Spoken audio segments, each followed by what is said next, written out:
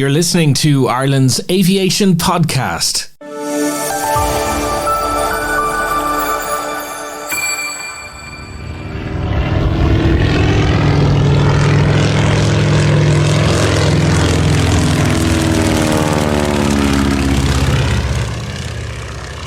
Hello again. Well, last weekend we were at the ILAS Fly-In at their airfield in Wexford. This weekend I flew into Birr for the Annual Birr Breakfast Fly-In, which this year was in aid of the local St.Vincent De Paul. Well, recently the Irish Aviation Golf Challenge raised over €15,000, so this event was the icing on the cake on a fundraising event that so far has raised over €252,000.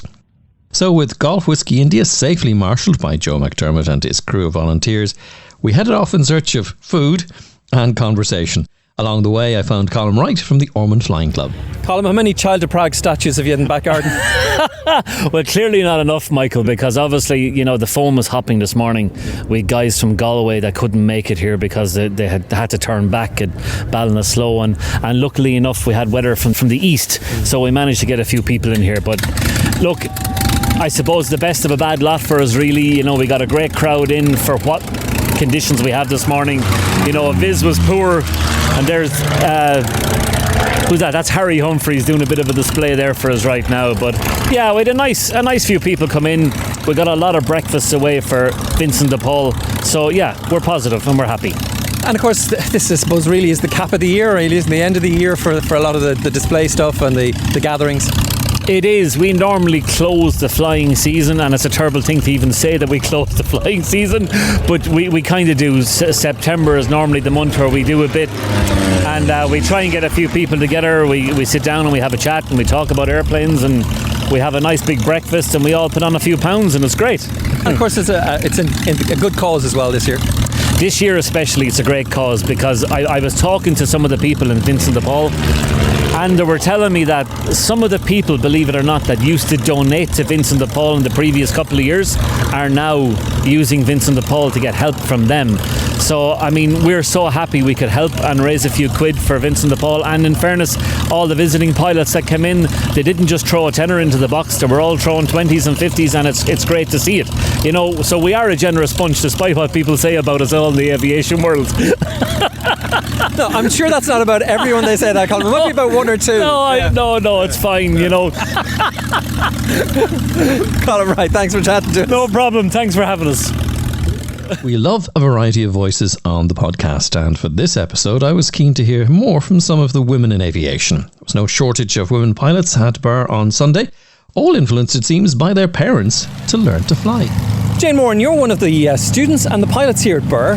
What got you into aviation? Well, my mum took flying lessons when she was younger, and we came up here for the open day, and we were just showing around the airplanes, and then I had my first discovery flight, and I've loved it ever since. So tell me about flying for you then. Well, I started when I was 17, and I had my first solo two weeks ago. Congratulations. And I'm just doing solo circuits at the moment. What was that like, your first solo? It was amazing. It didn't feel real for the first one, and then afterwards, like, it became more real. Mm-hmm. And you feel a lot more confident after the first one. What are you flying? A Cessna 172. Okay. Yeah. So with the Cessna 172, the first solo done, and then I suppose it's the PPL next, is it? Yeah, well, solo nav and then hopefully PPL after the exams. And tell me about the atmosphere here flying in Birr. It's a really nice club. It's really friendly, and it's just a lovely club atmosphere, and everyone supports everyone. It's really nice. Plans for after your PPL? Are you thinking about it commercially? I'll apply to all the cadetships and the Air Corps and the airlines and everything. And did you have any idea, when you were younger, that aviation would be so important to you?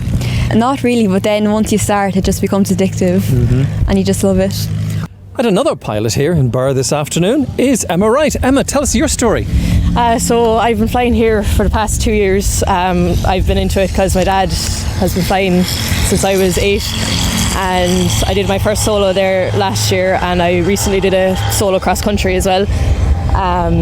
And I'm currently studying for my PPL exams to do them, get the ground school bit out of the way with now, and then hopefully go on and sit the test by the end of the year.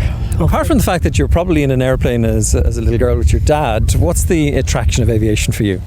Oh, I just get a buzz off it. Like, I knew from when I was sitting my leaving cert, I'd be looking outside the window when I heard planes pass, and I was like, yeah, sure, that's what you want to do. You have no interest in anything else. I'd be looking out the window all the time. When I heard something, I'd be running outside to see it. And I was talking earlier on to someone about the idea of, the fact that there aren't as many women flying as men. Is there any particular reason you think? Because there's no discrimination. There's not, no. I know, talking to my own friends, I don't think it's something they've much of an interest in, like even to see planes. Like here today, it's mostly male as well. I just think it is a more male dominant area. But how would you encourage your fellow women to get involved?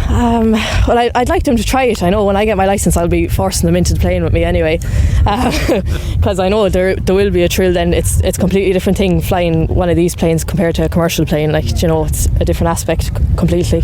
What about it as a career? Have you thought about that? That is something I want to go on and do. Yeah, I want to go commercial after I get the PPL, hopefully. So all going well, do the ATPLs and on we go to CPL then. I wish you best of luck on your next flight. Thank you very much. Thanks, Emma. Helena Duggan, lovely finally to get you on Squawk 7000, and forget talking to you for a minute. We're beside the most gorgeous aeroplane. Tell us what we have here. This is Echo India Bravo India Oscar, and she is an L4 Cub from 1944, ex-World War II. 1944, I'm guessing there's been a bit of restoration done. There's been plenty of restoration over the years. Myself and my husband Derek did a big job on her about 6 or 7 years ago. But when we did take her apart, we found lots of history there, so there has been plenty of restorations over the years. I've heard stories of people when they're doing restorations finding old sweet wrappers with old money and everything on them. We found old sweet wrappers, but even nicer, we found names inside her. So on her leading edge, there was a record of the last restoration that was done from the Monaster Evan Flying Group, and also under the floor. Their names are also in there. And on one of our ailerons, we had a sign-off from a sea tailor in 1942. So the 1942 has gone back in. Unfortunately, we had to replace the leading edges because they were a bit bent with time. But we have added our names to the floor, and the Monaster Evan Flying Group have gone back into her again. So her history is being recorded for posterity. That's a Falco taking off beside us, so there's no point in trying to compete with it for a second. I've heard you describe this aeroplane as having a personality. Is that right? She does have a personality. She's a grand old lady, and she's very good. We go on our little trips together, so we enjoy our time together. And yes, she has definitely got a personality and a mind of her own. Which you'd expect. For people who are listening to us rather than being able to see us, of course, we should describe it. She's in Army colours. Yes, so we had big discussions over her paint job. When India Oscar was brought into Ireland, she was painted in lovely white with a black stripe down the side, which most people would recognise her as. She's a very familiar aeroplane to a lot of people, and her previous owners brought a lot of people flying, so we have many people come to us and say, I did my first flight in India Oscar. So when we went to put her back into her colours, we had a discussion as to whether we should keep her white or whether we take the opportunity to put her back into her military colours, because when she originally came to Ireland in the late 70s, you weren't allowed to put them into the military colours because of the troubles.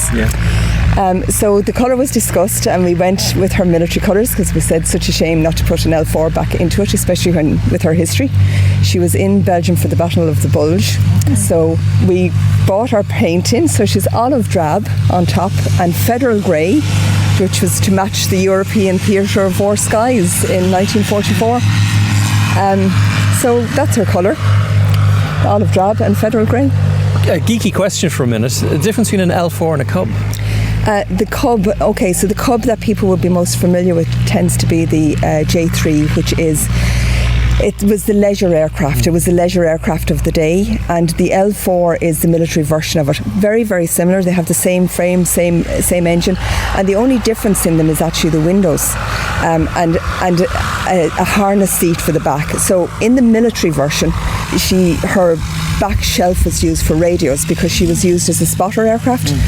So she would have had a trailing aerial and radios on the back shelf, and the back seat at the time was it could be used either way, so it could be the person in the back could be seated forward or aft, and if they were operating the radios, they seated aft, so there was a sling seat in the back of her. Because of the weight and balance in her, when you fly her empty, you fly her from the back seat, so she was being flown on her own. The back seat had to be able to, the person I'd be able to see facing forward as well. So, Tell me about your own flying. well, my first interest in flying would have been from my father, who flew in Castlebridge in the 80s. So I would have been down around Castlebridge airfield and flown in a Beagle Pup. And then I took up skydiving. So I was a parachuting instructor, skydiving instructor with the Falcons Parachute Club. So aviation continued in that frame, and then when I got around to finishing my PPL, so I started it and ran out of money as a student, and restarted and finished, and then I started flying for the Irish Parachute Club. So I was a jump pilot for the Irish Parachute Club, and then started buying aeroplanes. So I just rescue aeroplanes and fly them now. I'm curious too about, you talk about jumping, and you took a whole lot of good stories and put them away behind you very, very quickly. Where are some of the more interesting places you've jumped, for example? Oh, well, most of my jumping would have been done in Ireland, but we did go on skydiving holidays. So I stopped logging them at about 2,200. I've lost track after that. But jumping in the States was great, and some very interesting airplanes to jump out of. So hot air balloons, twin otters, inverted jump out of a pit special, which was really good. So lots of different types of aircraft to jump out of. And you're not only active in the air, but you're active at sea as well. I am. So my profession would be at sea. So I work as an assessor trainer for the RNLI, for the lifeboats. Yeah, so it's sea when I'm working, in air when I'm relaxing. We've paused our chat for a second because there's a steerman going past, and you really can't talk over it.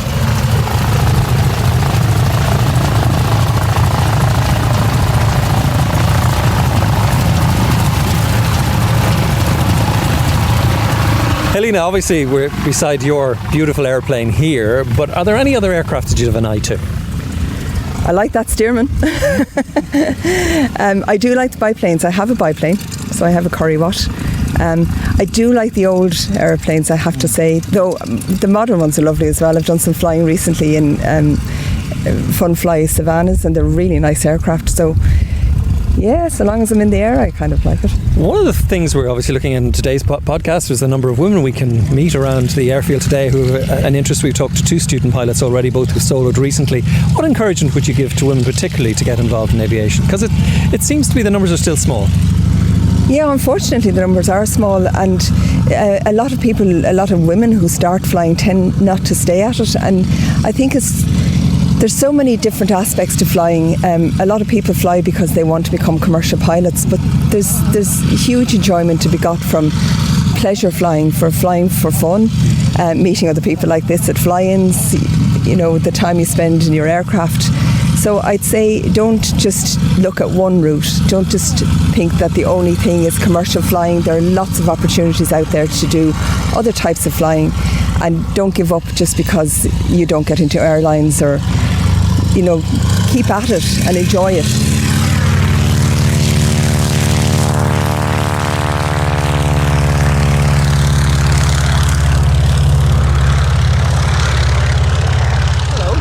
Hiya, Michael. How are you? Good, how are you? My name is Katie Bergen. And Katie, you arrived down in the mall today. I did, yeah, with my dad, Hugh and Pierce. How's your flying going? Good.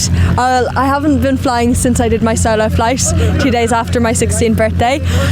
I actually have my exams this Wednesday, which I'm quite excited about, but also quite nervous. This is the ground school? Yeah. And once that's done, it's back into what, cross countries? Yeah, I'll get stuck into flying then. That's the plan, but you never know how it's going to go. And we were talking, I think, back in one of the earlier podcasts, and I think you'd just gone solo. Yes, yeah. Tell me about the activities here today. You flew down from Ballyball?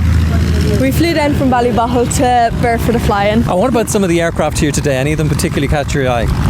Oh yeah, a few of them. The gorgeous Cub over here, the Cub Cruiser, the Super Cub, and the Stearman. And of course there's another airplane that you like, the Zlin. The Zlin, yeah. The one that Reese is flying. Needed a few aerobatics in it. Good luck with the rest of the flying. Thank you, Michael. And we'll be talking to you again as you get closer to the flight test. Thank you.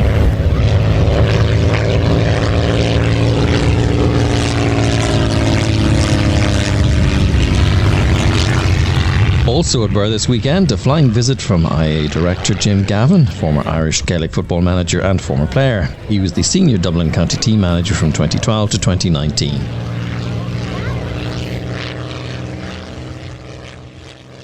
Yeah, busy day in Birr, and just after coming in on a Robinson 44 with Ray Foran from the National Flying Centre in Weston in Fox X-Ray Lima. So yeah, a little bit murky on the way down, Michael, but fantastic to hear there was 40 aircraft coming down today. And first of all, it's good for the general aviation community to come together and we can all meet again. But secondly, the fundraising, which has been led by Shay Pardy for the St.Vincent De Paul, and I'm going in now to get my brunch, my Irish breakfast. And a bit later in the day by the time the breakfast there, but apparently they're making a fresh one for you. Great, yeah, look forward to it. Yeah, we're not precious. And it's particularly interesting as well because obviously with COVID and with lockdown, aviation has been fairly quiet, and this seems to be almost like the crowning glory of the year for people to get out and get flying. It is, yeah, it's been really difficult, whatever about for commercial air transport and the airlines, and Ireland has been devastated, particularly the aviation sector with the pandemic, but the general aviation community were badly hit as well, and it's great to see so many aircraft getting back flying again for pilots and crews, getting currency. Really, really important. And I know there's been a lot of interaction between the general aviation community and the regulators and the Irish Aviation Authority, and to make sure everything was safe and sound. And it's just really good to hear aircraft flying again and hear the airways busy and to hear the chattering in the and of course with your IA hat on, there's a busy period coming up. There is, yeah, there is indeed. Yeah, we're going through a reorganisation, so we're going to merge with our new colleagues now at the Commission of Aviation Regulation, and our current IA colleagues will be forming a new company called Air Navigation Ireland to provide the air navigation service provision for the airports in Cork, Dublin, Shannon and the en route. So it's a really challenging time for all three organisations, but an interesting one as well, and there's a great drive on now to get it done. Of course, they had to time this as well to get you, because there's no All-Ireland this weekend, but next weekend. There's no All-Ireland this weekend, next weekend. No, my All-Ireland this week was under 13 soccer this morning. I had Gaelic football yesterday and rugby and Saturday morning as well, so it's been a busy weekend, so that's where my focus is on. Busy house then. A busy house, yeah. That's trying to say, if you're looking for a prediction, that's what I can't give you one. I have been looking at the games closely enough, and what I know of both teams, I don't really know the new Mayo team that well. Obviously the Mayo management have made a lot of changes there, and they've missed quite a number of players with injury, but they've done a phenomenal job to get to a final, and obviously get over a really, really strong Dublin football team. I know the Tyrone team though very well, and we met them in the final there a few years back in semi-finals and leagues, and if there was one team that we always had a challenge against, it was Tyrone. They bet us in league games. My first final was against Tyrone in 2013 in the league final, and Dean Rock came and scored 2 points. We bet them by a point. But that current Tyrone team have probably gone under the radar from a lot of pundits' perspective. If Mayo to win it, they're going to have to earn it and earn it over an extremely good and strong Tyrone team. So really looking forward to the final. Podcast that only brings you aviation but football as well. I'm not going to get between a man and his breakfast or brunch as it is. Jim, thanks for chatting to us. Michael, thank you, and safe flying. The supporters. Yeah, from everybody here in the club itself, St. Vincent De Paul and Birr helped us out, and all our sponsors obviously makes today like this much easier to organise, so it's brilliant. No, I know that Birr likes to kind of top off the season. Can promise even bigger and better next year. Yeah, I think this is probably a new format for us, so we're definitely going to stay and run with this format again, get some much needed funds into St. Vincent De Paul and Birr. Hopefully looking forward to next year again. With over €2,000 raised on the day, it's been another excellent event. Thanks to the Ormond Flying Club for their hospitality. See you there next year. To get the news first, subscribe now to Squawk 7000 on your favourite podcast platform.